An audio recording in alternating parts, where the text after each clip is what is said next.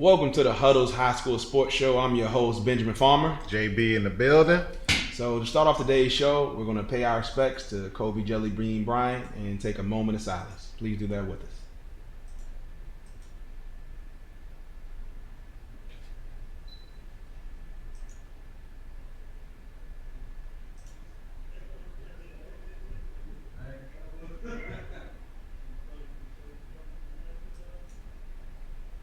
Thank you so much, everybody. So we're back with the Huddle's High School Sports Show. Today we got a great show for you guys. But to kick things off, please don't forget to subscribe to THTV on all social media platforms. That's Twitter, Instagram, and Facebook. Coaches, please do not forget, send us your highlight videos, send us your scores. You know, we want you guys to be included in this community-based show. Make sure you like, comment, hit the bell to subscribe to get notifications of the show and anything else we have going on THTV. Now, we'll go to JB for some scores around the county. So, first game was a tough game. We got St. Charles versus Westlake, 65-63. A St. Mary's County battle, man. That's tough, though. That is tough. Yeah, because St. Charles, they've been winning games. They've been talking a little trash, but they've been backing it up. Absolutely. You know, so that was a good win for Zeke and them guys down there. They're putting everybody on notice from what I'm seeing. Oh, yeah, it's not a game. They definitely got to see St. Charles. Somebody got to see them, you know, in the playoffs. Absolutely. Then we got Roosevelt versus Duval, 76-48. You always blowout. Exactly, right? Those matchups you always look for in the 4A, like to be, you know, head-on battles and stuff like that. I mean, we had them both in our Summer Madness League. Mm-hmm. The games are always competitive, but it looked like Duval may not have came to play that day. Not at all. Got National Christian Academy versus Rock Creek, 67-64. Man, tough game. That is a tough game. It definitely probably came down to defense and who wanted it more in the fourth quarter. Yep, that's what it seemed like for sure. You know? Then we got Potomac versus Crossland, 69-54. Potomac, they're not ones to be played with. Oh, man. yeah. There's some grown men out there. Oh, man. yeah. Oh, yeah. They're not playing no games, and they backing up all the smoke. You heard it here first, second, and third. You got to look out for Potomac. Oh, yeah. It's not a game. They coming for it all this season. Absolutely. You know? And star player Corey, how you say his last name? Deiches. I always say it incorrectly, but Corey, one of his star players, got his 1,000 points in that game. Hey, congratulations. Hey, that's a major achievement, not only for yourself, but for the county and for Potomac High School as well. Congratulations, my good sir. Then we got Wise versus Parkdale, 78-57 Wise. Hey, Wise starting to, you know, flex a little bit, you know, started off a little shaky, you know, but I mean now, hey, they piling some wins together. Hey, they like, look, we ending the season, we toward the second half of the season, Absolutely. we about to go out strong. Absolutely, you know? Absolutely. Then we got Douglas versus Largo, 79-41 Douglas. They just say, look, we ain't playing no games. Largo been stinking it up this year, so they just kept the stink train running. So it's great. Hey, Largo had a surprisingly good win over Oxon Hill a couple weeks ago. I mean, but again, you know, not one to truly, you know, have the biggest issues with. But Douglas is someone I really couldn't put my finger on. You know, they have a good game here. They have a also okay game there. You know, again, happy they got on the win. I hope that gets them on the right track, you know, to roll a couple together. Oh yeah. I mean, Largo, when they play Oxon Hill, I think they wanted it more, and I think Oxon Hill underestimated them that game. Yeah, so we saw Largo this season. I mean, when they played National Christian Academy. I mean, if you sleep on them, they absolutely, absolutely. Then we got the game of the week: Fairmont versus Oxon Hill, 76-69. Overtime win. We're not gonna give any spoiler alerts on that one. All right, we actually have Coach Chuck Henry today Yes, in studio, coming on set, and we're gonna dissect that game with him. A tough win. Oh yeah, a statement win if you ask me. I mean, by it was a good Fairmont game. Heights. It was a good game. It was a good game. Yeah.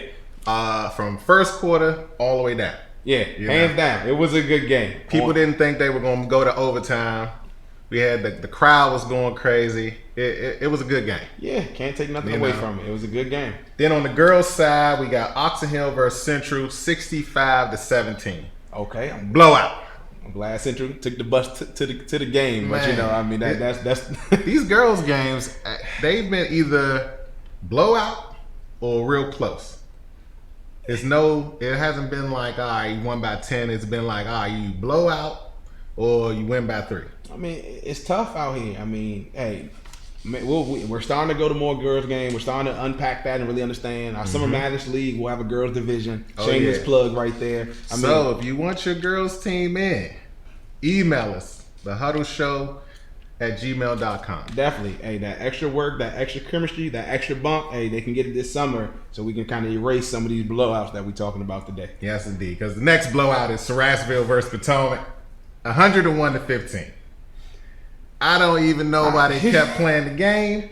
I feel like they should have stopped it and let everybody go home a little early. I'm sure there's some skunk rules in PG County. We might need to do some research on that and report on that next week. So apparently they just let the clock run and they stop it, I think, for fouls. But other than that, they just let the clock run once it gets over 30 points. That's a tough game to sit there and watch the whole one. Yeah, I would have wanted to leave. If I was on the bench, I would have wanted to leave. The last game, Douglas versus Gwynn Park, 59-31. Again, like you said, there's no back and forth, no game swinging plays, no momentum shifts. It just seems like, you know, hey, if you're getting skunked, you're getting skunked, you're getting ran out the gym. And it's a wrap. Again, shameless plug. Summer Madness League, girls division. Yes, Come indeed. get your girls some extra work this summer so they're ready for next season. Yes, indeed. So what we got up next? So after these commercial breaks, again, as I said, we'll have Coach Chuck Henry, head coach of Fairmont Heights varsity basketball team, unpacking not only that game, Fairmont Heights versus Oxon Hill, that great win in overtime, but just how Fairmont Heights has gotten off to their best start since he's been the coach for the last 5 years, an 11-2 start to start the 2019-2020 season. We'll be back after these commercials.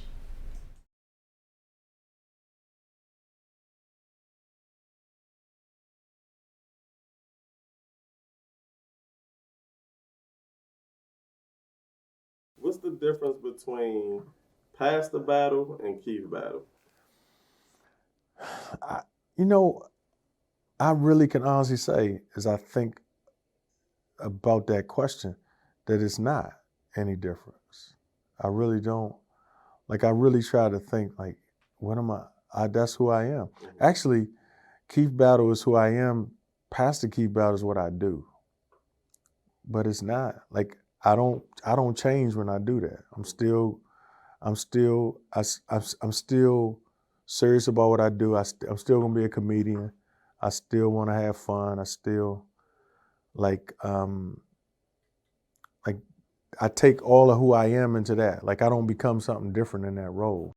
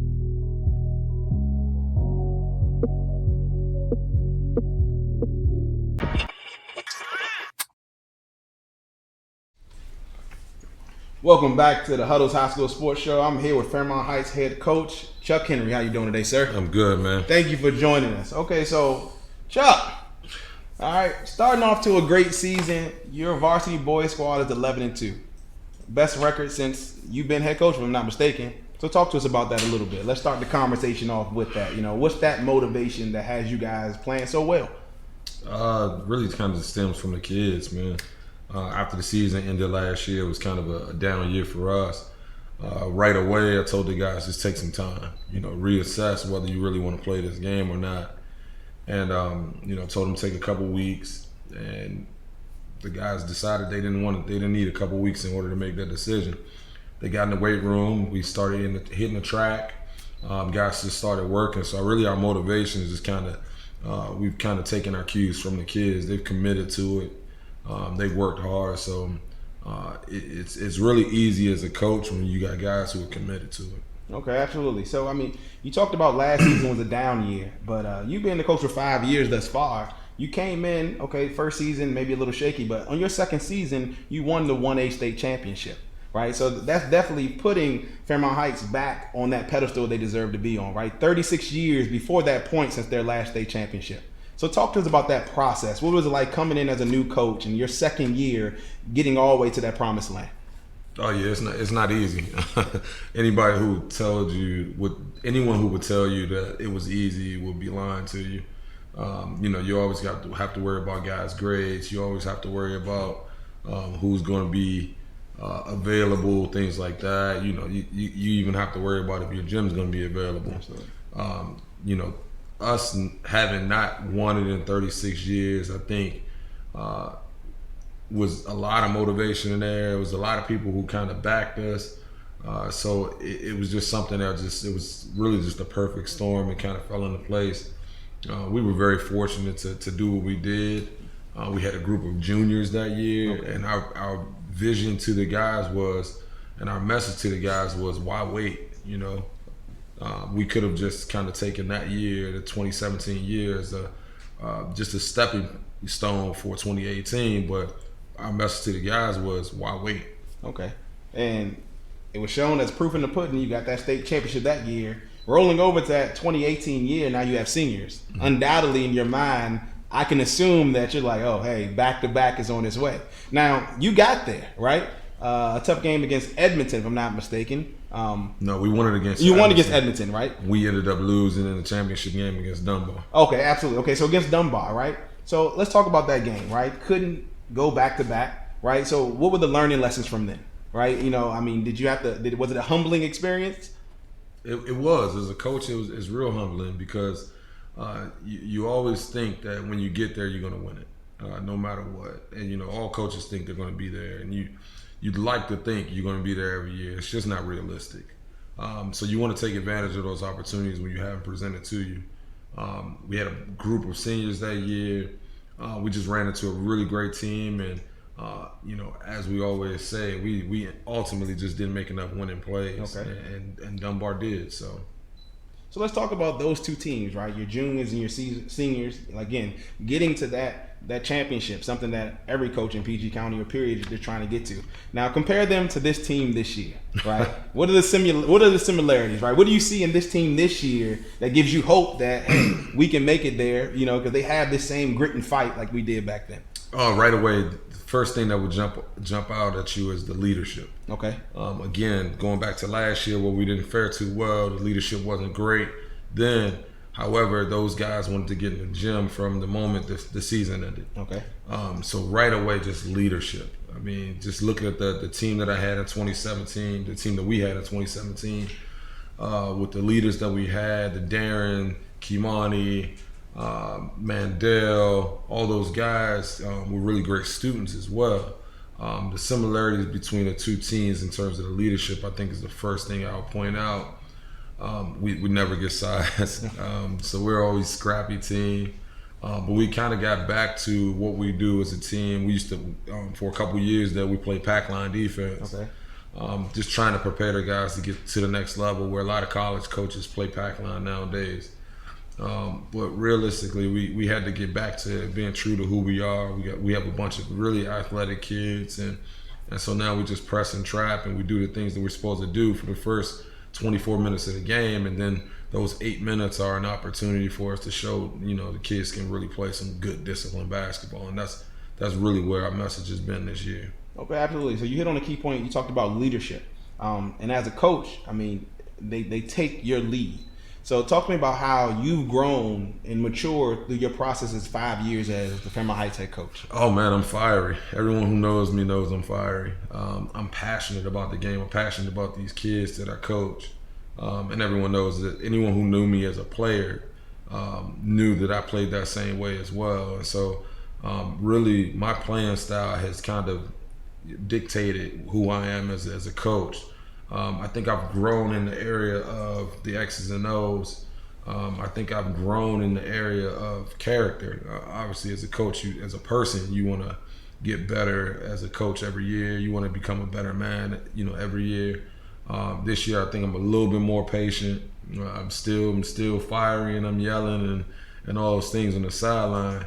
But I listen to my kids a little bit more. Okay. I listen to their concerns. I listen to what they have to offer in terms of IQ and knowledge of the game, and ultimately I'm just listening a little bit more. My coaches are doing a great job this year in terms of really being those guys I can lean on and confide in and let them know when I'm frustrated and all those things.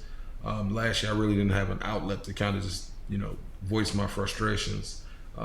Then having mentors like Coach Wake, who was the former coach at Fairmont Heights, and Stink at Sea Pleasant Rec, and then having Brendan O'Connell and Tyrone Massenberg to be able to lean on, and Coach O at Bladensburg. There's a lot of guys I can kind of point out, but having mentors who really just say, hey, this is where we need to improve, or this is where you need to improve as a coach and as a man in order to better lead your team. And all those guys really played a big part in it.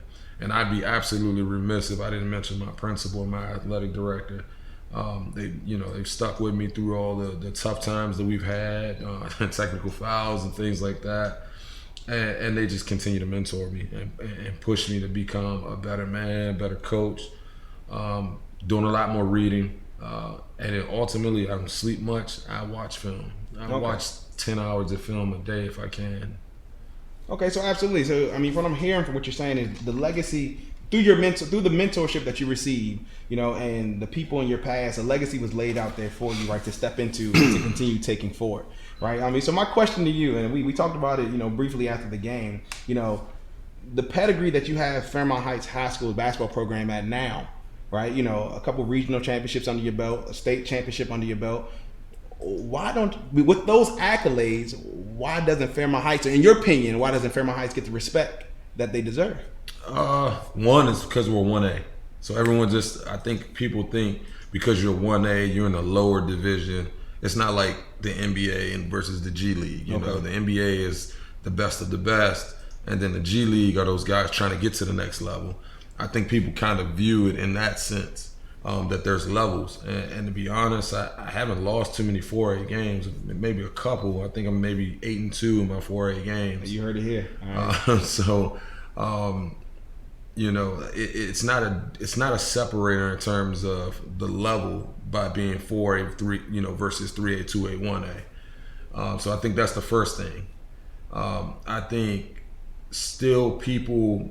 I think there's a divide between the communities as well. Okay.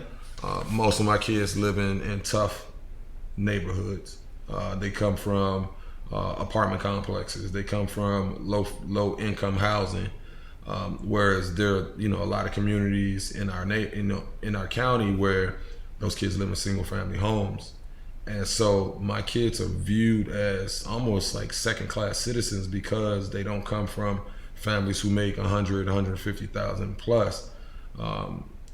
So I think it's one of those things where it's kind of a divide between, it's almost like a class system. Okay. And so we're viewed as second class citizens. I don't think most people understand what we do and how we do it, the pregame meals that we do, all the social interaction that we do with our kids. I don't think they understand how we teach our kids to tie a tie, and I don't think they understand that we do the interviewing skills and the life skills and all the different things that we do. I don't think they realize, hey, our kids are human as well. I think the fact that most of my kids come from middle school programs where either they didn't play at all, or they didn't even make the team. Okay, wow, okay. And so for us to win with the guys that we get, people are absolutely amazed by the fact that, how is Fairmont Heights winning with kids who didn't even play in their middle school teams? And honestly, man, it's because we believe in them. I was one of those guys. I went to Forestville High School when, I lived in Forest Creek, and it was rough over there at the time when I lived there. So I see myself in a lot of these guys. And so I was lucky. I was very fortunate to have people who saw something in me. I was able to go to college. I was able to get my bachelor's degree and get my master's degree, and then get an opportunity to play overseas. I coached overseas. I got an opportunity to coach in college. I got an opportunity to coach in high school.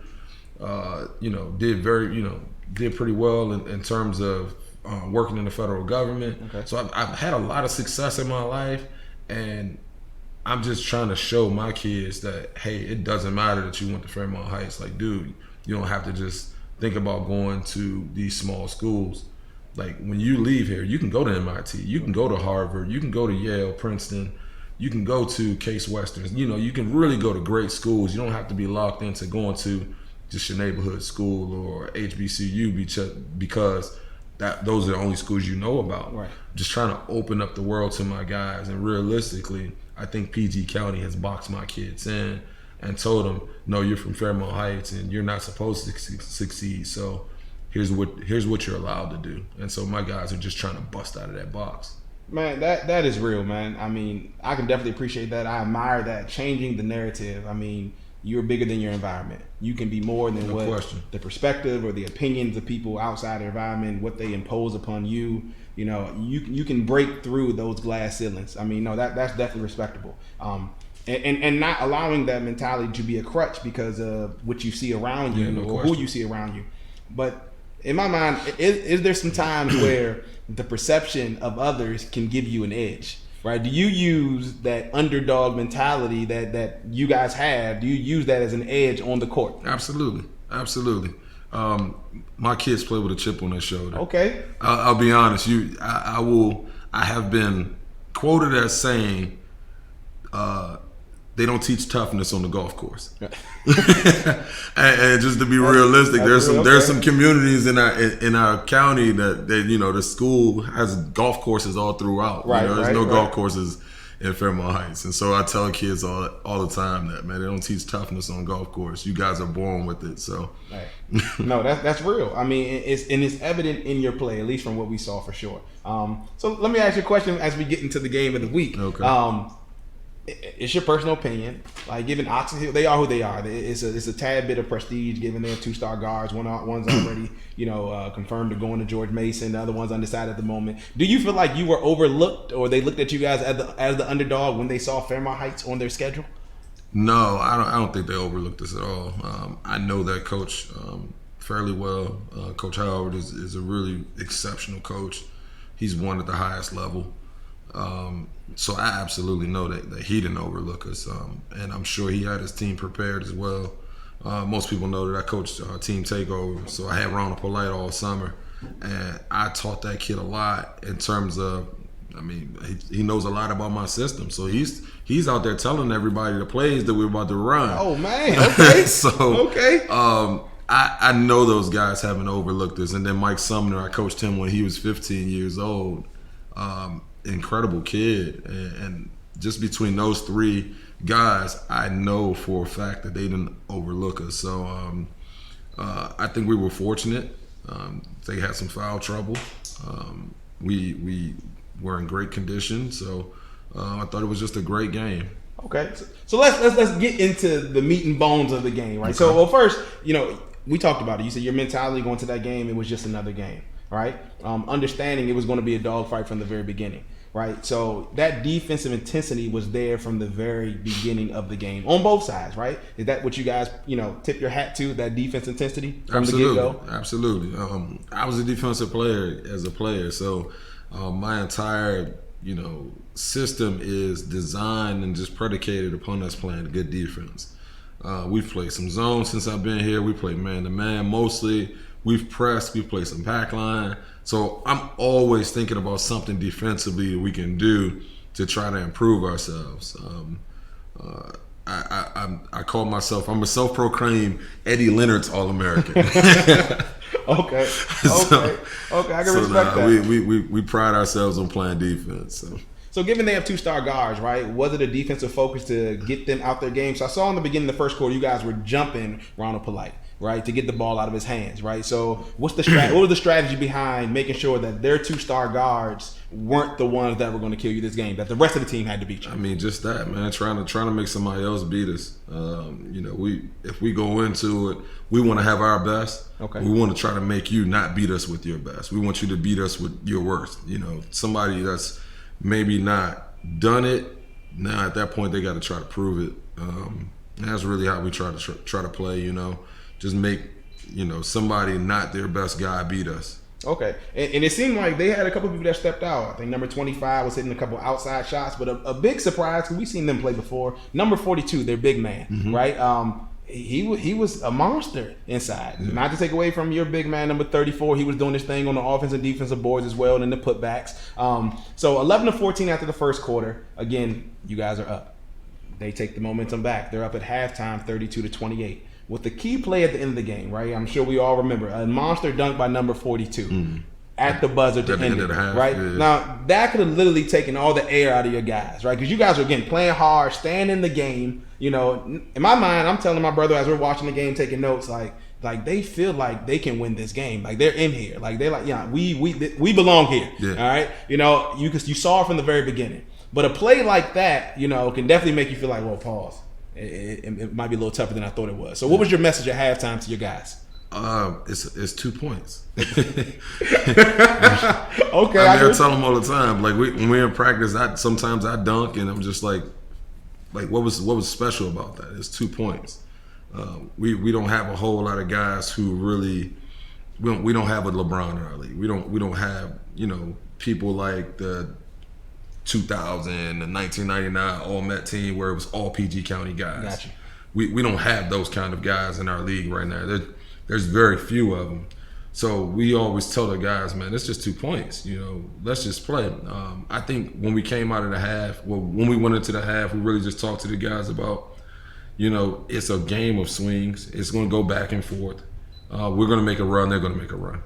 We say that a lot in our huddles. Okay, even if we make a run, we'll come to our huddle and say, hey, they just took a timeout. What do you guys think is going to happen after this timeout? And the guys will tell you they're going to try to make a run. And so we try to pride ourselves on killing that run. One thing we do is we work on trying to get consecutive stops. That's big for us. When we came out of that half, ultimately we want to score the first couple baskets and we want to get the first couple stops and make them take the first time out. Okay. That's important to us. Absolutely. So while we're on the conversation of timeouts, you said it, not me. So I didn't see you take a timeout in the whole first half, right? So I need to now give it, and I'm looking at the runs. I'm like, okay, are you going to pull your team to the side, have a conversation with them, calm them down? Again, they had a run. Ox Hill came back, but there was a sense there, like, I trust you, right?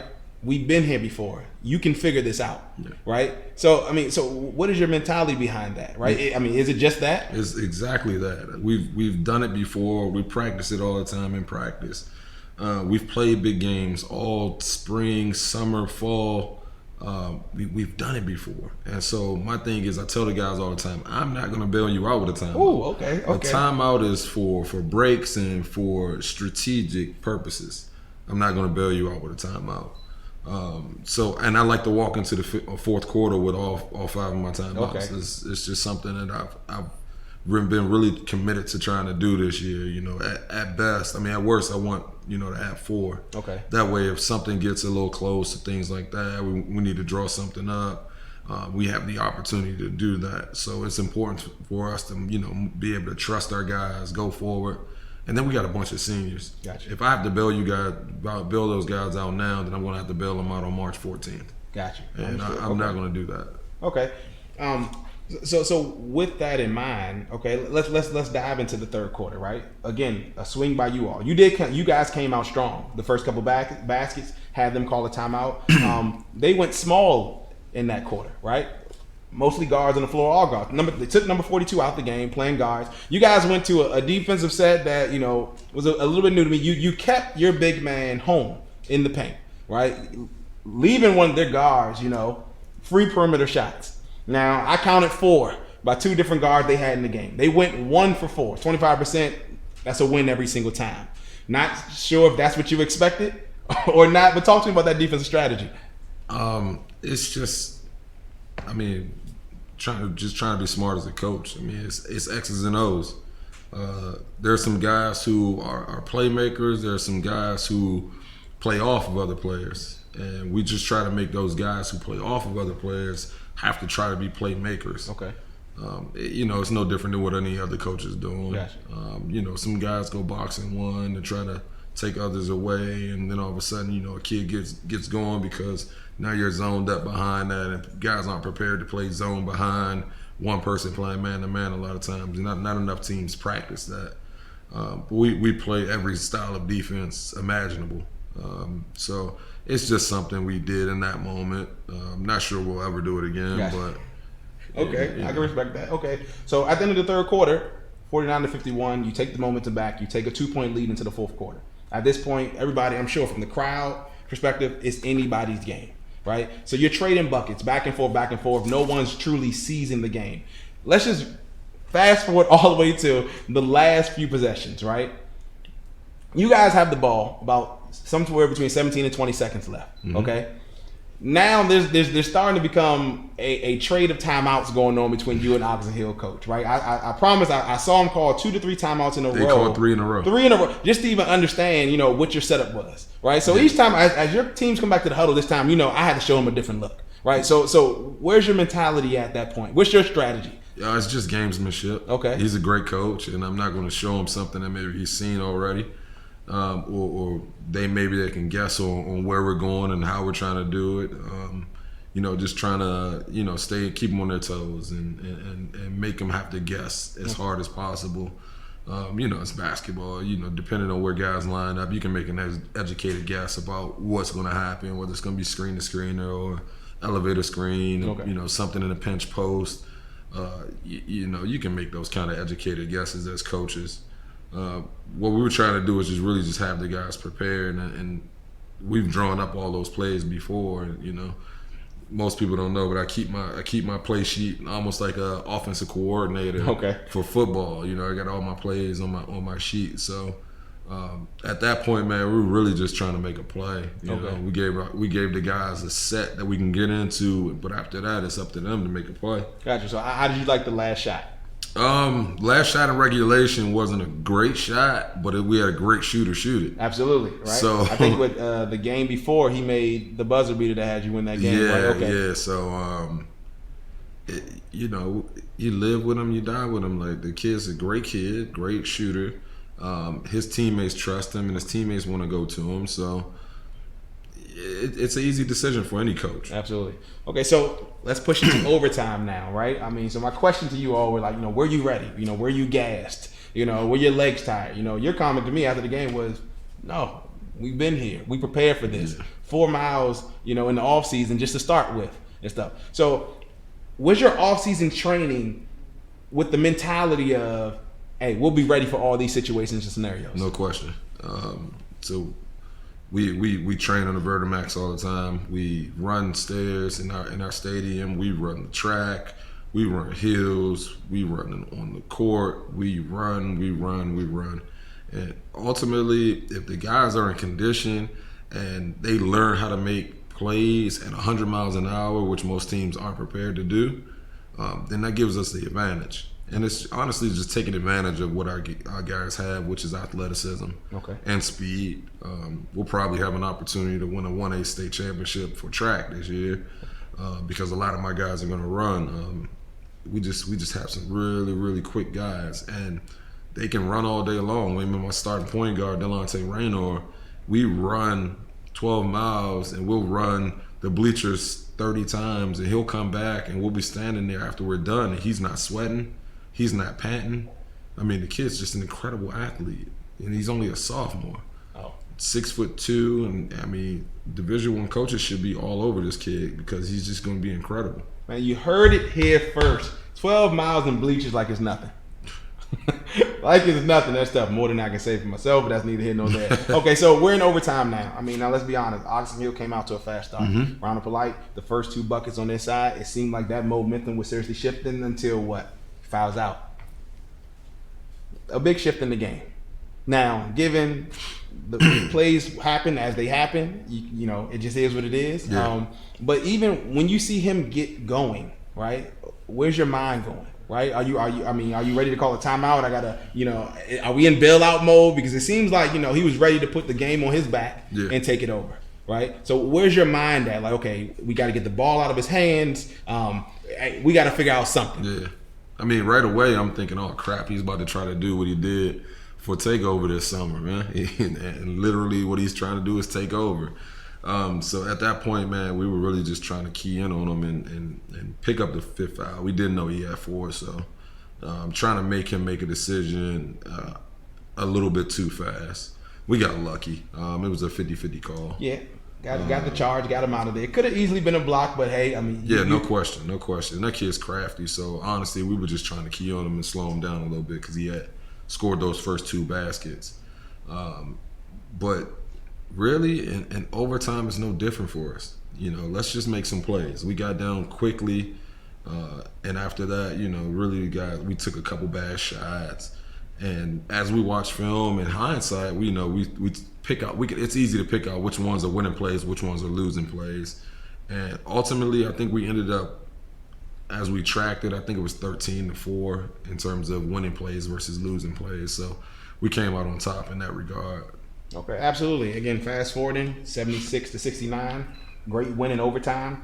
But just with any great win, we know there's some opportunities for growth. So let's talk about some of those losing plays that you had, right? What are some areas that you wanted to key in with your team that you guys can use as a lesson to kind of push you guys into this second half of the season? Yeah, probably shot selection. Taking a lot better shots. Something we really focused on this weekend in practice.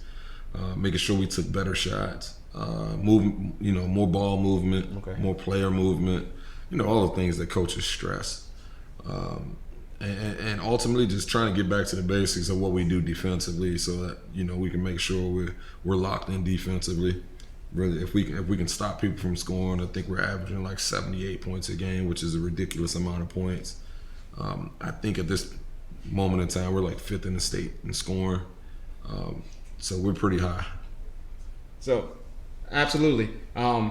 I'm saying that I'm getting an alert that we got to pay some bills out here. Again, I wish you the best on your season. Thank you for joining the Huddle's High School Sports Show. You guys play Tuesday at Gwen Park. No, we're home versus home versus Gwen Park. So best of luck on that game and best of luck on your trek for the rest of the season. Again, I'm Ben Farmer here with Coach Chuck Henry. Huddle up, and we're out.